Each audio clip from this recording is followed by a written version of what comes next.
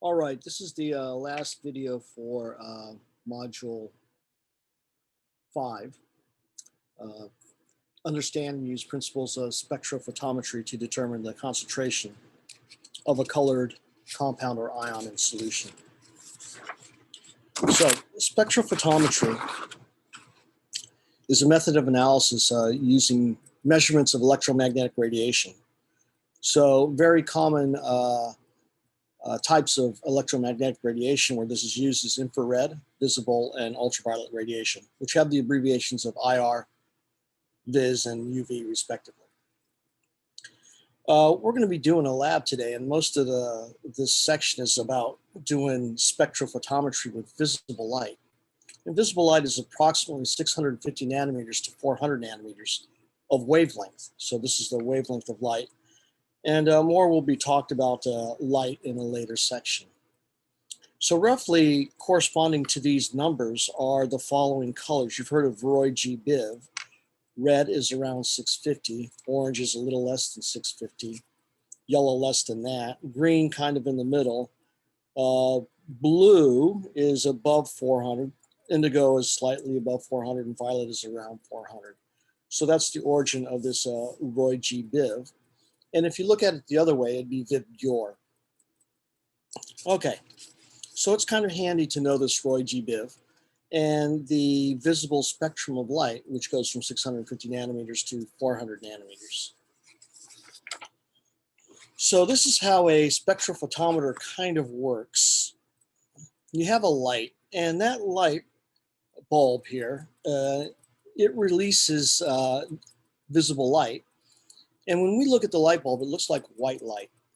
And the reason it looks like white light is because it actually has a whole bunch of different colors combined together. And when you combine them together, you get white light. It's kind of like the opposite of a color wheel in an art class, where if you combine red, blue, and yellow, you get brown. If you actually took flashlights that had blue light, yellow light, and red light and shine them all in the same spot, you'd see that it would be white light. So white light has all the visible colors of the spectrum, Roy G. Biv. Now, when you shine this light, you pass it through this orientation slit, and basically what it does is it gets all the light aligned in the same direction. And it isn't so much as getting all the light aligned in the same direction as it is keeping out some of the light that's aligned in the wrong direction. Then you pass it through a prism, so this is supposed to be a prism, and the prism actually separates the light into its different wavelengths. So I've drawn this here, but you actually get a rainbow of lights. It's a continuous spectrum where you don't see separation of the wavelengths. Now here you can see I'm passing it through a sample that appears to be red. Now, when this light passes through the sample, if it's a red sample, what tends to happen is a lot of the red light is transmitted. So this is transmitted light. Less of the green is transmitted, and even less of the blue.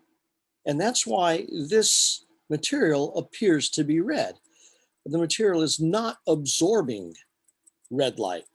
And so normally when we plot this, we don't plot the transmittance, we actually plot the absorbance. So A stands for absorbance, as you can see here.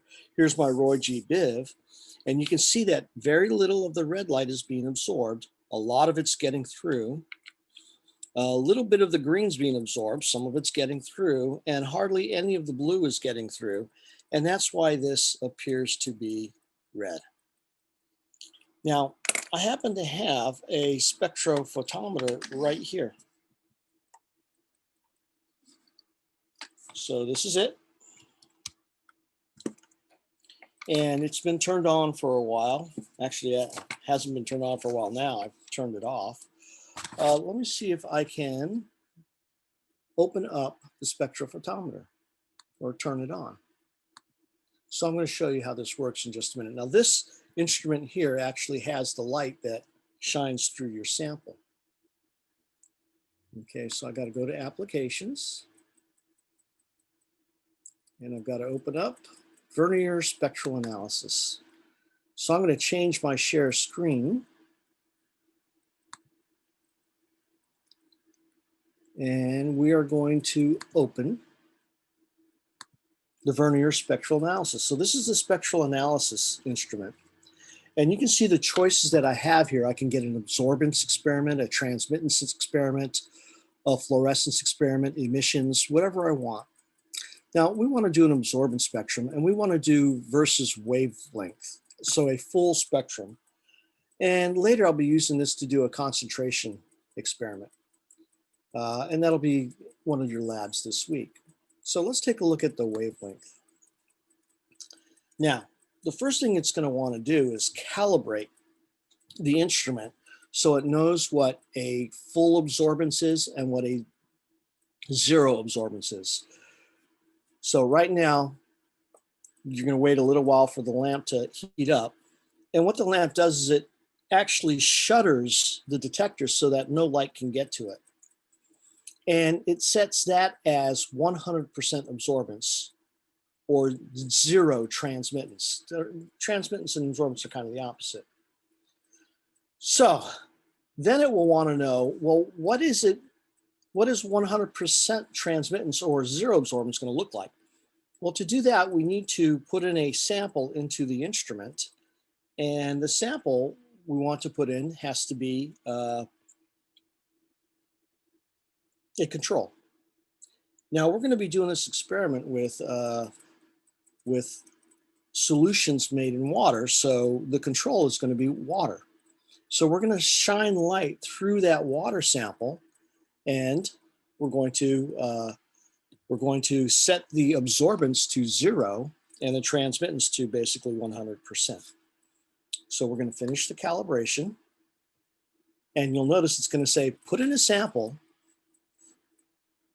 Oh, I'm surprised it didn't do that.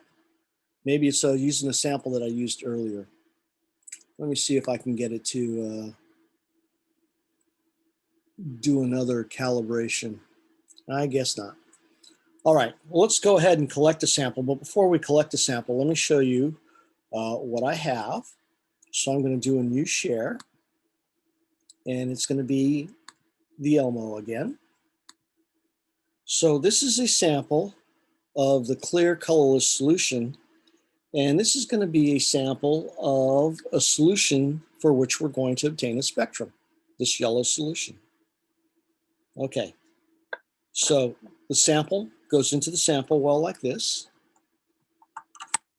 And then we go back to the spectral analysis and we just say, okay, collect data. Maybe I should turn this around so it looks better. That way you can see the words here, okay? This arrow here shows you which way the windows on this should go.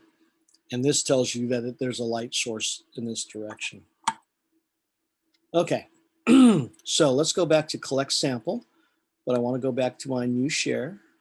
So here's our data. We're going to collect. Oops, I'm going to take this out. And I'm going to put this yellow one in. And we're going to collect data. Now it doesn't take very long for this thing to stabilize, and then it's done. So I'm going to put stop.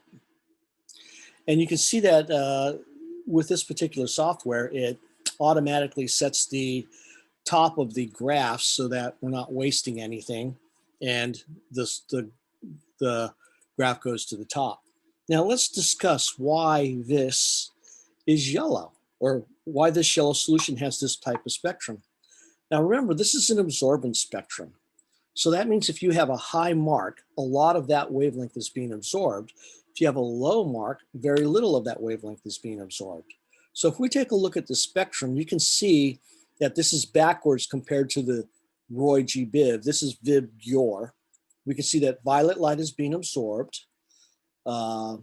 Indigo light is being absorbed. And here we have this nice color spectrum at the bottom. You can see that green is being absorbed. Very little yellow is being absorbed. And then there's this red, very little is being absorbed. And so that makes you wonder, well, why isn't this a combination of yellow and red? So, or orange.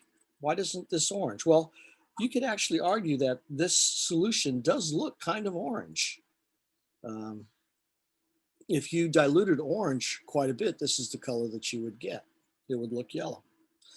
Now, what we're going to do here, though, is we're going to get a spectrum where nothing is being absorbed. So I'm putting in to my spectrophotometer here, I'm putting in a blank that has just water in it, and we're going to collect data. And let's see what we get here.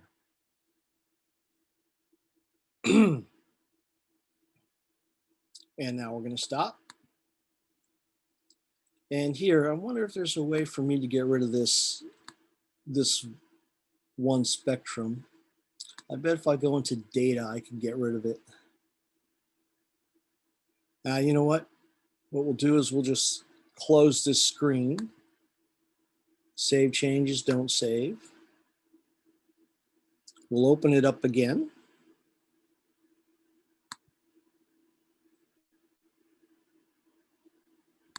Oh, and I need to go back to my screen share.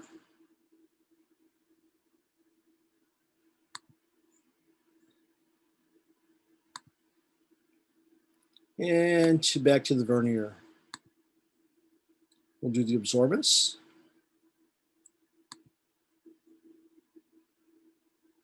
Oops, and we'll do the full spectrum.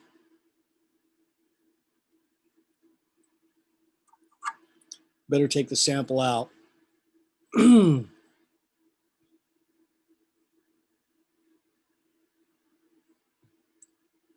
We're going to skip the warm up because we know the lamp is already warm.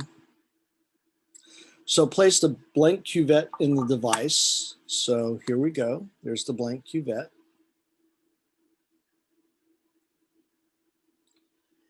And now I'm going to put the same blank cuvette back in the device and collect. And it looks like nothing's really happening. So let's go ahead and push stop. And you can see that we have a lot of noise here. Basically, this is telling us that everything's being absorbed. This is kind of weird. Let me try this again. Let me put the yellow one in here and see what that does.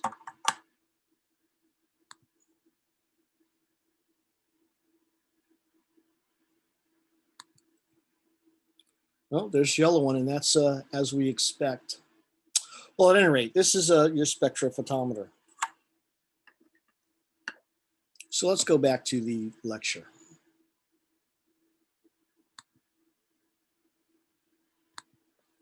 And I'm going to put the UV vis away.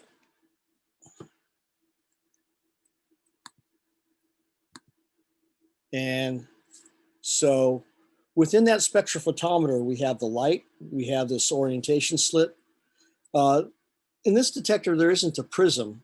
The light goes through the sample without being split into its separate colors. And it turns out the detector actually separates the different colors. It's a pretty advanced device. And so here, you don't always need the prism for the spectrophotometer. Okay, so let's take a look at transmittance, absorbance, and the Beer-Lambert law. So transmittance is a measure of how much light gets through a sample. So here P0 is the initial incident intensity of the light, and P is the transmitted light and its intensity. So P0 is the power of the light in, P is the power of the light out. Now, if this sample absorbs any light, we expect P to be less than P0. And so transmittance is really a proportion of P to P0. A lot of times we turn this into a percent transmittance. And to get percent transmittance, you do P over P0 times 100%. So normally that's what we work with, 0%, 100%, and so forth and so on. So naturally, if no light is absorbed whatsoever, then P equals P0 and T is 1, and 1 times 100 is 100%. If all of this incident light gets absorbed, then P is 0. 0 over P0 is 0, so you get 0%. So transmittance ranges from 0 to 1, and percent transmittance ranges from 0 to 100%. Now, absorbance is what we usually plot, because for absorbance, we can get some nice values, and it's easier to work with. It actually is tied in with something called the Beer-Lambert law, whereas transmittance, you kind of have to work it backwards. So the definition of absorbance is that it's the negative log of the transmittance. Now, the reason it's the negative log is when you put these values in here for transmittance that are below 1, you get negative values. And so for absorbance, to get positive values, you have to take the negative of the log of the transmittance, because you're taking the negative of a negative number and you get a positive. Now, so if we plug in P over P0, we get this. And an interesting thing about logs is if you take what's inside of the fraction here and inverse it, you actually inverse the sign. So absorbance is related to transmittance in that it's the negative log of the transmittance. Now the Beer-Lambert law is actually this, that absorbance is equal to the path length times the concentration times the molar absorptivity. This means that absorbance is proportional to path length. So if you have a sample that's 1 centimeter wide and a sample that's 2 centimeters wide, the one that's 2 centimeters wide will absorb twice as much light. And that makes sense, right? Likewise for concentration. If you transmit light through 1 centimeter and 1 centimeter, but one sample is twice as concentrated, it will absorb twice as much light. Now, molar absorptivity is basically a physical characteristic of the molecule that you are studying, plus the wavelength you are studying it at. This is often written as follows. Absorbance is molar absorptivity times the path length times the concentration.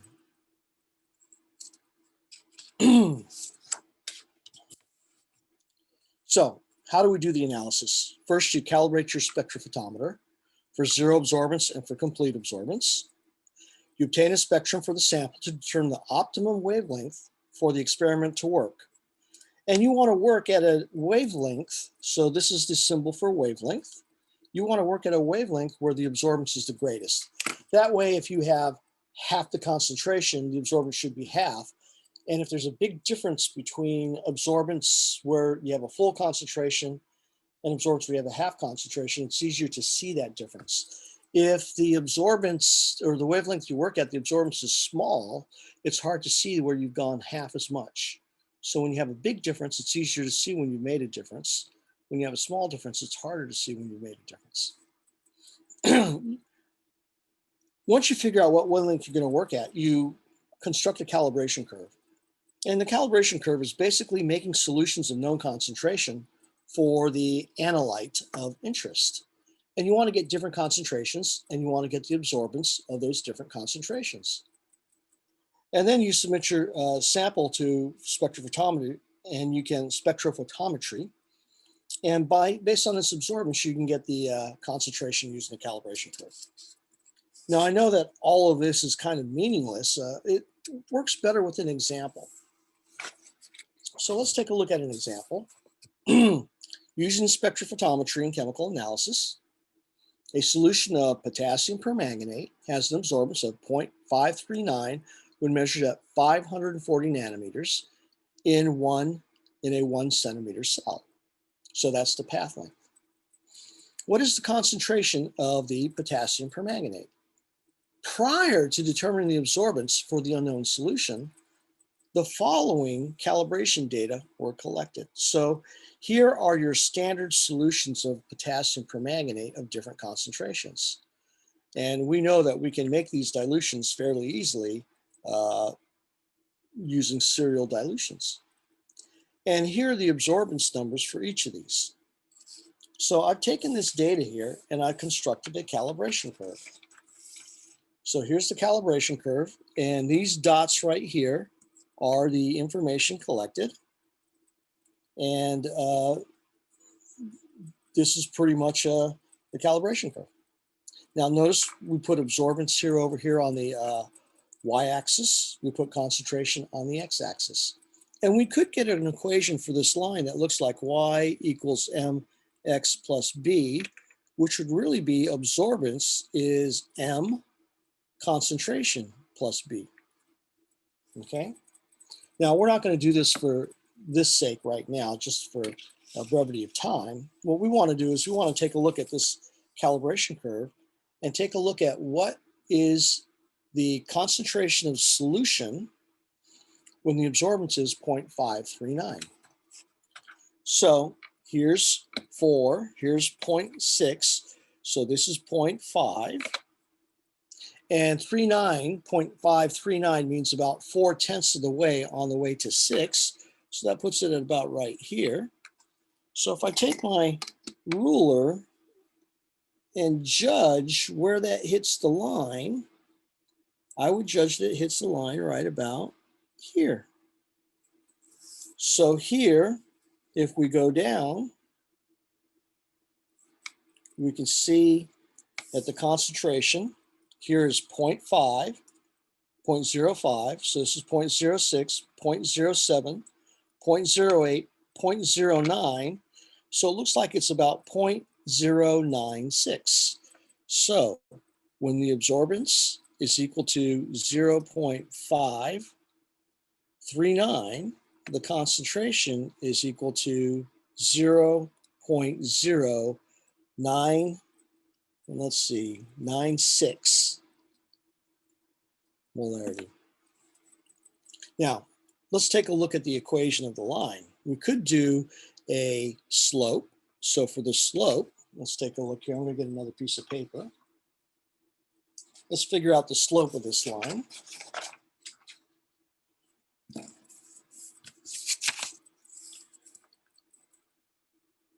So m is change in y over change in x.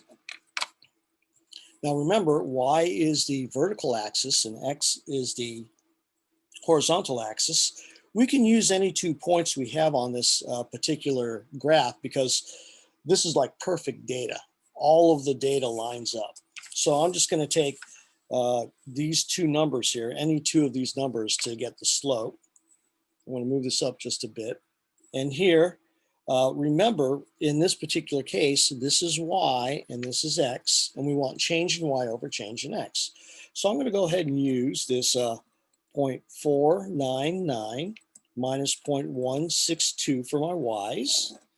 And then I'm going to use the relevant x's, so 0.0900 minus 0.0300. And let's see what we get for our slope. Okay, so I get parentheses, 0.499 minus 0.162 end parentheses divided by parentheses 0.0900 minus 0.0300 end parentheses, and we get a slope of 5.62. Okay, so does that seem believable with the numbers that we have here? Well, we know that this is about 0.35 divided by 0.06, and that does seem believable for those numbers. Okay, now how do we get our B? So now we have that the absorbance is equal to the slope, 5.62, times the concentration plus B. So let's just plug in a couple of numbers here for absorbance and concentration. I'm going to change this to absorbance minus 5.62 C is equal to B. And that way I can just plug the numbers in and see what my B is. So I'm going to use these 2 numbers here, concentration of 0.0300 and absorbance of 0.162. So 0.162 minus 5.62 times 0.0300 is equal to B. And we can see that this number is going to be pretty close to 0. So 5.62 times 0.0300, and then subtract that from 0.162, and I get B is equal to negative 0.0066. Now here I'm only allowed 3 digits beyond the decimal, so this becomes negative 0.007. And so the equation of the line is that the absorbance is equal to 5.62 times the concentration minus 0.007. Now, if we rearrange this, we get that the concentration is equal to A plus 0.007, this whole quantity divided by 5.62. So if we plug in that number 0.539, 0.539 plus 0.007 divided by 5.62, let's see what we get. And the answer should be pretty small, right? Like a tenth. So let's do this. 0.007 plus 0.539, and then that quantity divided by 5.62, and we get that the concentration is 0.09. Let's see, we're allowed 3 zig figs, so 7, 2. So this is the concentration we get using the equation, and the concentration we got using the graph was 0.096. So this is using the graph, and this is using the equation. Now, what's going to be quicker in the long run if you happen to have a computer for getting the concentration of a bunch of different solutions? And the answer is to have an equation, because you just set up your computer to plug in that number, and boom, you're done. Whereas with the graph, you have to find out where it is on the graph, walk it over, walk it down, and then interpret it. So that's the utility of having an equation for your calibration curve. All right, well, thank you for listening, and we'll catch you later.